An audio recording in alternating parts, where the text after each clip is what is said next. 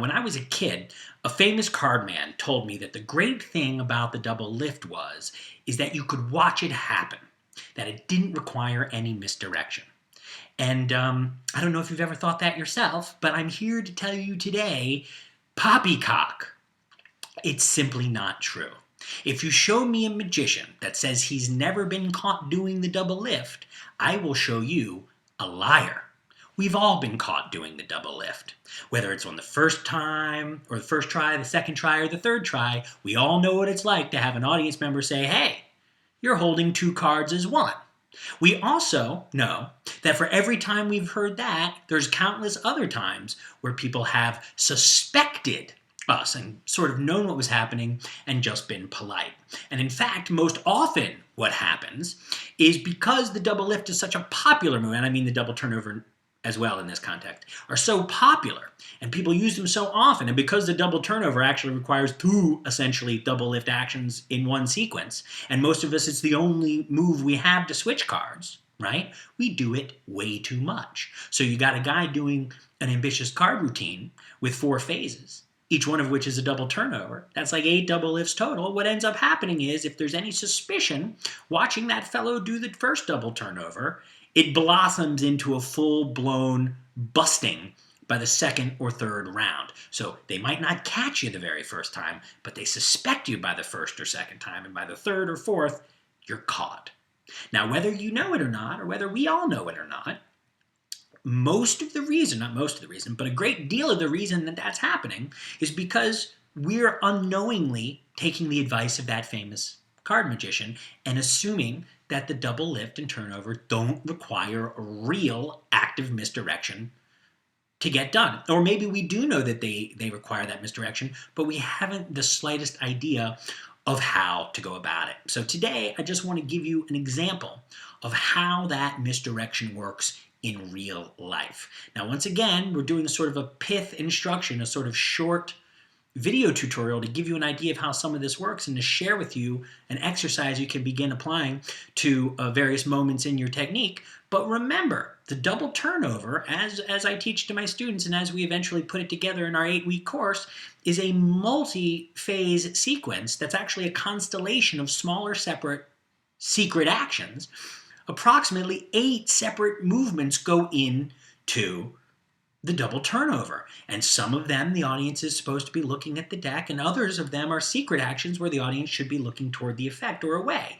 You know, as Tommy Wonder said, misdirection isn't really an effective way of describing what it is we do. Actually, it's direction, it's attention management. So what we want is for the audience looking to look at the deck when it's for the effect, and it heightens the effect and makes things feel clearer, and to be looking at something else, hopefully the effect, during those moments when something at the deck is happening that's not particularly useful to the effect, right? So it's a complex thing that requires practice and time and refinement and examination. So today what we're going to do is talk about how that applies to one of the most crucial moments of the double lift itself. These same concepts apply to the double turnover, but they have to be expanded, right, within the context of training in order for you to make use of them, because the double turnover is a more complex beast to work with. And these exercises, almost always, are better first applied to the double lift, which is easier to do and start getting a handle on first before you escalate and start applying them to the double turnover. So let's assume for a moment that I'm displaying a card using a standard double lift. Okay? Now, assuming I'm a real magician and I'm not about to do any moves at all, this would be one card. Further, I wouldn't have to bring it back to the deck, right? I would just take that one card and I would display it and I would say, that's not your card? Bummer. Hold out your hand, and I would drop it right into your hand and I would say the name of your card, magic word, magic word, magic word, bam, turn it over. And that's what it would look like in real life if I could do magic. Right? Now, the trick is how to use misdirection, focus, attention management, really, to create the impression on the audience that that's exactly what happens, right? Because if I take that card and I say, that's not your card,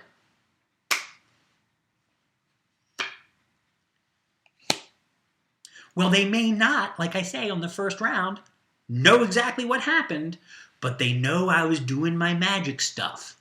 And as soon as that happens, the light of suspicion goes on. And as soon as that light of suspicion goes on, any hope of creating real mystery and magic disappears. So what we want to do is create the feeling like that never happens at all, right? And to do that, we apply the concepts most beautifully labeled and described by the late Spanish master Ascanio, who used the term in transit and final actions to describe any time hands come together to execute a secret action and how that secret action can be blocked into the effect so as to be completely natural, totally above suspicion. And this is a perfect chance to begin to use that idea because it's actually one of the simplest moments that you can apply it, and it feels really good, and you'll start to feel your misdirection skill coming online. If you've never really worked with it before in a subtle way, you'll start to feel it happening in this case, and you'll feel the end difference and the end effect on the audience when you begin to apply this. So the idea is this. The final action, or the open action, is what the audience knows about. In this case, the open action is going to be, my hand's going to open. Okay? So your eyes are going to go from the double card, right here, 7 of diamonds, and they're going to go, my gaze is going to shift from there to the object of the final action. Would you hold out your hand? Right? So, once again, what happens first is my gaze shifts out. At the same time, as my gaze shifts out, I bring my open hand out, my open action. That's where all of my attention goes. Hey, pardon me. Pardon me, you make me so nervous there at home. So we'll try it again. No King of Hearts? Hold out your hand. That's where my eyes go, to the object of the open action. Now, as I move to the open action, my hands come together, and that's called the in transit action.